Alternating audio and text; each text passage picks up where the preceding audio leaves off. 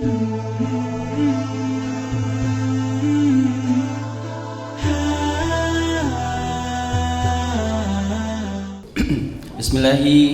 Assalamualaikum warahmatullahi wabarakatuh.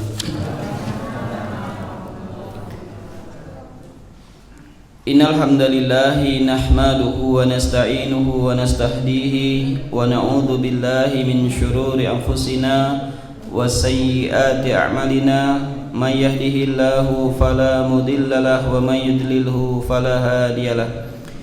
Ashhadu an la ilaha illallah wahdahu la syarika lah wa ashhadu anna Muhammadan abduhu wa rasuluh la nabiyya wa la rasulahu ba'dah. Qala Allah ta'ala fil Qur'anil Karim, a'udzu billahi samii'in alim minasy syaithanir rajim. Ya ayyuhalladzina amanu taqullaha haqqa tuqatih wa la tamutunna illa wa antum muslimun. Wa qala Rasulullah sallallahu alaihi wa ala alihi wasallam, ittaqillaha haitsuma kunta wa atbi'i sayyi'atal hasanata tamhuha wa khaliqin nasa bihulukin hasanin. Bapak Ibu jamaah salat maghrib dan majlis ta'lim arsyadakumullah, alhamdulillah bi ni'matihi tatimmus shalihat. Kita bisa bermajlis kembali di tempat dan majlis yang mulia ini, majlis setiap malam Kamis, dan semoga seperti disampaikan Pak Dwi tadi, ini menjadi asbab dan hujjah kita di hadapan Allah Subhanahu wa taala. Dari 7 kali 24 jam yang Allah berikan, ada beberapa saat yang kita gunakan untuk thalabul ilmi, sehingga beberapa jam yang kita lakukan tadi akan menimbulkan, memberikan pengaruh kebarokahan pada waktu yang tersisa dari hidup kita. Bersyukurlah manusia ketika masih diberikan kesempatan oleh Allah Subhanahu wa taala memperbaiki diri, memperbaiki taubat, dan tentunya memperbaiki amaliyah yang dilakukan sehari-hari. Karena sungguh manusia yang mendapatkan kebaikan dalam hidupnya, salah satunya adalah mereka yang dipermudah untuk mencari ilmu. Rasulullah menyebutkan, man yuridillahu bihi khairan yufaqihu fid din. Barang siapa yang dikehendaki oleh Allah Subhanahu wa taala kebaikan dalam hidupnya, yufaqihu fid din, Allah akan memudahkan orang tersebut untuk memahami tentang ilmu agama. Salawat dan salam semoga tercurahkan kepada Nabiullah Muhammad sallallahu alaihi wa ala alihi wasallam, pada keluarga, sahabat tabi'in dan tabi'ut tabi'in, serta orang-orang yang tetap istiqamah menjalankan sunnah beliau hingga yaumil qiyamah. Tidak lama lagi kita akan berjumpa dengan bulan yang mulia, bulan yang penuh rahmat, bulan yang di dalamnya penuh pengampunan, bulan yang di dalamnya diselamatkan manusia dari neraka jahanam, bulan yang di dalamnya Allah Subhanahu wa taala menurunkan satu malam yang lebih baik daripada 1000 bulan, atau biasa masyhur disebut di tengah kita, yakni malam Lailatul Qadar, yang terjadi di bilangan-bilangan ganjil pada 10 malam yang terakhir. Wajib bagi seorang muslim untuk taharu, bersungguh-sungguh untuk begadang dalam kebaikan di 10 malam hari terakhir di bulan Ramadan, karena tidak menutup kemungkinan ada hari yang berbeda dalam penetapan Ramadan. Ada yang menurut kita malam 21, menurut orang lain malam ke-22. Menurut kita malam ke-22, menurut orang lain ternyata itu malam yang ke-23, dan begitu seterusnya. Maka ada sebuah kitab yang cukup bagus, judulnya Fiqhus Syam, Imam Profesor Dr. Al-Qardawi. Imam Al-Qardawi, beliau menyebutkan ketika itu terjadi, apa yang harus dilakukan. Jadi di tempat A malam genap, di tempat kita malam ganjil. Atau sebaliknya, di tempat kita malam ganjil, di tempat orang lain malam genap. Beliau mengatakan jadikan di 10 malam terakhir itu semuanya laksana malam yang ganjil. Ganjil menurut kita bisa jadi genap untuk orang lain, tapi genap untuk orang lain, untuk kita ternyata itu ganjil untuk orang lain. Maka taharau, bersungguh-sungguhlah ya untuk memaksimalkan di 10 hari terakhir bulan Ramadan tanpa ngintip dan janjian dengan malam ganjilnya. Kayak sudah janjian sama malaikat, saya itikafnya malam ganjil saja. Nah, ternyata malam ganjil menurut hitungan kita di negara lain itu malam genap. Ternyata kita santai mengatakan ini kan malam genap, ternyata itu Allah Subhanahu wa ta'ala turunkan malam Lailatul Qadar. Jadi kalau memang Bapak bisa, Mas bisa untuk iktikaf, itu bagus sekali. Syukur-syukur benar-benar iktikaf 10 hari full atau belajar iktikaf ya, datang maghrib selesai isyraq keluar lagi, itu namanya belajar iktikaf. Secara fikih sah karena wuquful lahdatan fil masjid biniyati i'tikaf wal mu'takif, seperti itu.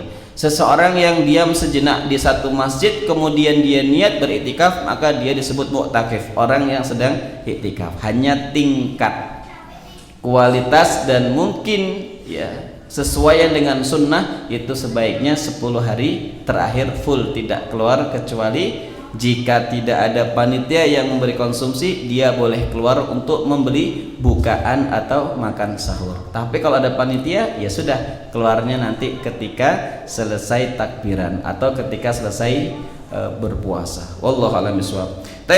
Di sisa hari ini 14 atau beberapa hari ini kita akan lihat persiapan apa saja yang harus kita lakukan untuk menyambut bulan Ramadan ini. Yang pertama yakni kita wajib untuk memiliki sifat sidqun niyah, niat yang benar, niat yang jujur bahwa kita saat ini sedang sungguh-sungguh mencintai, merindukan kedatangan bulan Ramadan. Sidqun niyah, niat yang jujur ini, niat yang benar ini merupakan anugerah terbaik bagi seorang hamba dari Allah Subhanahu wa ta'ala setelah dia diberikan hidayah berupa Islam. Ada ulama besar mengatakan inna idhamin ni'am ba'dal huda sihhatut tasawur. Yang kedua wasidqun niyah. Seseorang itu tidak diberi sebuah anugerah yang begitu tinggi oleh Allah Subhanahu wa ta'ala setelah diberi hidayah berupa Islam kecuali dua. Yang pertama sihhatut tasawur, benarnya cara pandang dia beragama. Yang kedua sidqun niyah, benarnya dia dalam mengamalkan ya, berniatnya dalam benar mengamalkan ilmu-ilmu atau sesuatu yang dia yakini sebagai sebuah kebenaran. Jadi kalau misalnya seseorang mengatakan saya rindu dengan Ramadan ya, tapi kok tidak menghadirkan persiapan-persiapan khusus untuk menyambutnya, ya bisa jadi dia akan menjadi seorang muslim musiman. 3 hari itu sampai teras itu depan yang parkir itu Pak dibuat tenda ya, kita nyewa sound di luar karena takut suara imam tidak terdengar, tapi hari kelima sudah mulai maju. Ini namanya muslim musiman. Ya baiklah, paling tidak nanti kalau dia mati kita bisa menyolatkan. Kenapa? Pernah sekali terlihat sholat. Tapi tidak kemudian itu menjadi sebuah pembenaran dan kita mengatakan tidak apa-apa Ustaz, sehingga nanti menjadi sebab. Ya betul, tapi paling tidak untuk diri kita punya standar. Sangat mungkin Ramadan 1442 Hijriah ini merupakan Ramadan terakhir. Tidak ada yang tahu toh Pak, apalagi yang rambutnya sudah kayak saya ini banyak yang putih Pak. 2/3 rambut saya itu sudah putih, padahal Sabtu besok saya baru 40 tahun. Tapi sudah 2/3 rambut saya itu putih. Ibu saya mau Nur, kok rambutmu putih kabeh? Apa? Rambutmu kok putih semua? Ora popo mak, wayahnya waktunya meninggalkan dunia hitam. Jadi dunia buruknya kita tinggalkan. Makanya salah satu dari 3 alamat seorang akan mati itu diputihkan rambutnya. Tapi bagi bapak ibu yang rambutnya putih tidak usah takut, karena kata Rasulullah tidaklah syaib ya, syaib itu uban yang tumbuh di rambut seorang mukmin, dan ketika itu tumbuh dia dalam keadaan beriman, maka setiap helainya akan dihitung satu hasanah, satu kebaikan. Tapi tidak usah dihitungin juga ya, nyuruh cucunya ngasih uang 10.000 suruh ngitung ubannya. Apa hukumnya Ustadz? Kurang kerjaan ya, seperti itu. Jadi ketika seseorang itu diberikan niyah shodiqah, niyah yang benar, itu sebuah anugerah yang terbaik. Makanya benar Rasulullah Shallallahu Alaihi Wasallam menyebutkan dalam hadisnya, dan ini riwayat Imam Al-Bukhari. Rasulullah bersabda, innamal a'malu binniyat wa innama likulli imri'in ma nawa. Segala amal manusia itu tergantung dengan apa yang dia niatkan, dan setiap balasan dari amal bersesuaian dengan apa yang dia niatkan tadi. Jadi kalau niatnya karena Allah rindu Ramadan, pasti Pak nanti kita akan dipermudah. Kalaulah misal besok pagi di antara kita ada pengumuman di masjid innalillahi wa inna ilaihi raji'un, paling tidak niat kita itu sudah sampai di hadapan Allah Subhanahu wa taala. Karena dalam suatu keadaan itu kaidahnya niyatul mu'min khairun min amalihi. Niat baik dari seorang mukmin itu ada waktunya lebih baik daripada amal dia itu sendiri. Ya, jadi seperti itu. Kemudian memang masalahnya itu butuh waktu yang sangat panjang. Ya. Niat untuk bisa karena Allah itu waktunya panjang. Kalau kita ngaji baru 5 tahun, ya, seminggu hanya sekali, terlambatnya 2 kali, ndak datangnya sekali, sakitnya sekali. Yo, jangan baru 1 tahun kemudian mengatakan, kok saya tidak pernah merasa ikhlas Ustadz. Ya, prosesnya lama. Fudail bin Iyad itu butuh waktu 20 sekian tahun, dalam riwayat 22, riwayat yang lain 23 tahun untuk merasa setiap amal dia itu karena Allah. Nah, kita ini yang kenal Islam baru hitungannya di bawah ya 10 tahun itu juga yo juz amma belum hafal gitu ya. Kalaupun hafal ya kulhu bersaudara tambah keponakannya watini, selesai. Nah itu kemudian kita merasa kok baru ini belum berasa Ustaz. Ya enggak apa-apa, dijalani, karena niat itu sesuatu hal yang dia letaknya di hati, dan itu hak Allah Subhanahu wa taala untuk mengikhlaskan diri kita. Adapun jika ada saudara kita yang niatnya dijaharkan, nawaitu shauma ghadin usolli fardhu dan sebagainya, itu sifatnya untuk litakyid, memastikan bahwa hatinya agar berniat.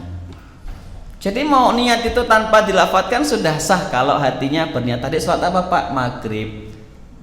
Sebagai apa Pak? Makmum, mengarah kiblat 3 rakaat. Ya, jadi kalau imam itu tidak mesti niat imaman lillahi ta'ala, karena dia sudah masyhur dan ma'ruf tempatnya di depan pasti sebagai imam.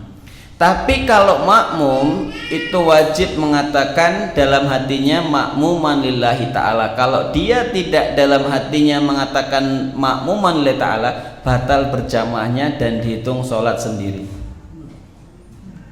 Ya, gitu perbedaan fikihnya Pak. Jadi kalau iman itu tidak perlu imaman li ta'ala. Tapi kalau mau mengucapkan imaman li ta'ala li ta'yid untuk menguatkan boleh.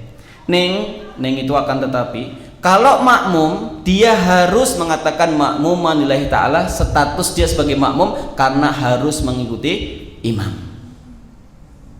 Dibedakannya seperti itu. Nah, disitulah kemudian ketika seorang belum merasa saya belum lurus niatnya Ustaz untuk bersedekah, tidak apa-apa Pak, tetap bersedekah. Kalau Bapak tiap hari nanti berbuka puasa menyiapkan 5 porsi, misalnya ayam geprek misalnya, atau minuman es misalnya, dan belum berasa ikhlas, tidak apa-apa, lanjutkan terus, nanti Allah yang akan mengikhlaskan kita. Jadi sebaik-baik sedekah, sebaik-baik amal itu Pak, yang berhubungan dengan hablum minanas itu adalah sodakoh. Tidak ikhlas tapi tetap baik. Karena kualitas dari ayam geprek tadi tetap enak meskipun yang memberi tidak ikhlas. Terserah, nggak ikhlas ya urusan dia, tapi yang penting ayam gepreknya tidak berubah menjadi bau gara-gara tidak ikhlas. Jadi paksa saja, nanti Allah yang memanage itu, Allah yang mengatur niatnya agar dia menjadi baik. Jadi lebih baik kita terus bersedekah meski merasa tidak ikhlas daripada kita mengatakan takut ikhlas kemudian menjadi seorang yang bakhil. Bu, ini ada sodakohan jaburan takjilan di masjid Bu, setiap hari butuh 50 porsi. Maaf Pak, sampaikan ke Pak Ketua saya belum ikhlas jadi nggak mau sodakoh. Itu bakhil, ning modus.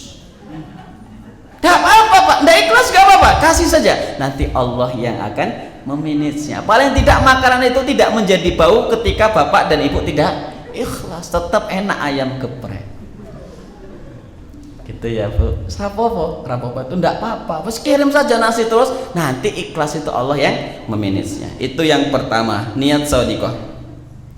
Yang kedua Bapak Ibu yang kita siapkan adalah ilmu tentang masalah siam. Saya sebulan ini mengupgrade kembali materi fikih saya tentang masalah siam karena pasti akan banyak yang bertanya. Ya, saya upgrade seminggu ini, sebulan ini bahkan lebih ya, masuk bulan Sya'ban, bulan Sya'ban awal atau di pertengahan bulan Rajab saya sudah menelaah beberapa kutub dan saya yakin nanti akan ada pertanyaan. Ya, salah satu pertanyaannya apa? Seperti seseorang yang kita makan dan minum karena lupa. Bagaimana Ustadz? Ya sudah, kalau kita lupa maka kita melanjutkan puasanya. Atau kita tidak tahu kalau besok pagi itu sudah masuk 1 Ramadan. Tahunya jam 9 pagi padahal sudah ngopi 2 gelas, makan roti bakar sudah 7 tapi ngomong belum sarapan. Itu orang sana Bu, jauh ya, kalau Bapak enggak beda, belum sarapan lah, tadi nasi 7 tak apa, roti goreng 7 tadi, roti bakar ya kan roti belum nasi. Masya Allah, kopi ini tak 2 porsi ya, roti bakar habis 7 kok ngomong belum sarapan. Tapi jam 9 tahu Ibu sudah 1 Ramadan, Bapak Ramadan. Nah, bagaimana seperti itu? Bapak Ibu harus puasa dari jam 9 sampai maghrib. Nah, apakah hari itu dihitung puasa? Jawaban yang masyhur tidak, karena dia sudah masuk lewat waktu. Itu pendapat yang masyhur. Nah, terus kok kenapa puasa Ustadz? Lihurmati waktu siam, untuk menghormati datangnya bulan Ramadan. Ini pendapat yang pertama, pendapat jumhur. Kalau mazhab Maliki tidak apa-apa, tidak usah puasa, dia tetap dihitung sah karena tahunya jam 9. Jadi yang dari subuh sampai jam 9 itu bonusnya. Tapi saya memilih pendapat yang pertama Ibu, lebih baik diqodho. Ya karena tadi sudah makan roti 7 bakar tadi ya, nah, kopinya sudah 2,5 karena punya anaknya dirusui sama bapaknya gitu. Nah kalau seperti ini sebaiknya tetap puasa. Tapi kalau ada yang mengatakan tidak usah Ustaz, ya berarti dia bermazhab Maliki dalam konteks ini. Jadi ilmu seperti ini harus kita ketahui. Seperti seorang ibu yang karena tidak ada anaknya perempuan yang sedang haid atau sedang nifas sehingga tidak ada yang bisa menyicip makanan, boleh bagi ibu kita ilmu, tempel tangan kita ya, diirus atau ditelok di lidah. Wah. Oh kurang asin, tambah lagi ya. Jangan sampai 7 kali. Apalagi pakai centongnya ya fatal. Tapi untuk mengetahui oh ini kurang manis boleh ditambah. Tapi setelah itu dimuntahkan kembali, dikumur. Jadi seperti itu boleh kalau memang terpaksa. Termasuk seorang ibu yang mungkin masih punya balita umur 3 tahun makan sesuatu, ibu paham nggak ya? Di mamah itu dihancurkan dengan mulut kita gitu ya. Nanti setelah hancur dikasihkan ke anak. Seperti itu secara fikih boleh ibu. Yang penting jangan didramatisir. Nah nanti jam 10:30 itu ibu kerucuk-kerucuk ya. Kamu ngomong ya minta dimamahin, nanti ibu yang mamahin. Nah, jangan sekali, kalau bisa 6 kali. Nah ini yang repot, itu didramatisir namanya. Jadi boleh ya bu, mamah itu memang dibutuhkan. Tapi kalau ada cara lain, misalnya pakai sendok, misalnya pakai sesuatu yang bisa halus tanpa kita masukkan ke mulut, itu lebih utama. Jadi seperti itu, termasuk ya kita hindari perkara yang makruh ya. Puasa kok renang ya, puasa renang begitu jumbo langsung wah ini saldo ini. Kumur-kumur, main-main kumurnya 3 kali, muntahnya 2 kali, berarti kan korupsinya 1 kumur itu. Wudunya 7 kali ya lumayan, 7 telegu warak kenyang. Nah berarti ilmu seperti ini harus kita ketahui.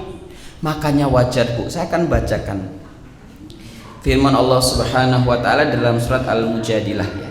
Surat ke-58 di ayat yang ke-11. Di akhir ayat ini Allah menyebutkan a'udzubillahi minasyaitonirrajim, yarfa'illahu alladhina amanu minkum walladzina utul ilma darajat.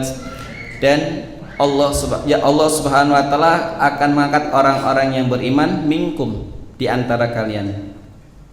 Walladzina utul ilma darajat, dan Allah akan mengangkat derajat orang-orang yang berilmu beberapa derajat. Wallahu basirum bima ta'maluna khabir, dan Allah Maha mengetahui apa yang kalian kerjakan.